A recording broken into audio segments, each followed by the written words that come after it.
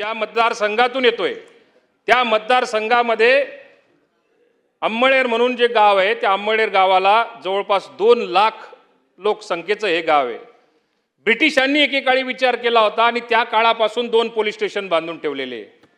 आपली आता थोडी दृष्टी ब्रिटिशांपेक्षा आमच्याकडे थोडीशी दृष्टी जर का वाढवली तर ब्रिटिशांनंतर शहरासाठी 2 लाख वस्तीचं शहर असून सुद्धा 2013 पासून सातत्याने आमचे माजी आमदार साहेबराव पाटील यांनी सातत्याने मागणी केली। मागच्या 3-3.5 वर्षापासून मी सुद्धा याची मागणी करतोय।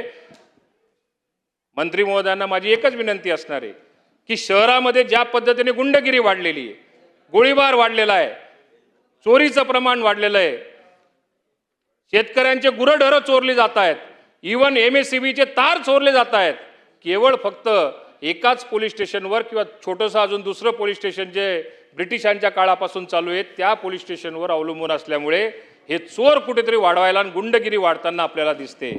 म्हणून माझी आपल्याला विनंती आहे की आपण येणाऱ्या काळामध्ये या पोलीस स्टेशनचा प्रस्ताव SPंच्या माध्यमातून आपल्यापर्यंत पोहोचलेला आहे। याला अंमळनेर शहराकरता नवीन पोलीस स्टेशन आपण त्याला मान्यता द्यावी आणि त्याच्यासाठी लागणारं संख्याबळ किंवा पदनिर्मिती आपण या माध्यमातून करावी अशी मी आपल्याला या अल्पसंख्याक अनुदानाच्या चर्चेतून आपल्याला विनंती करतोय।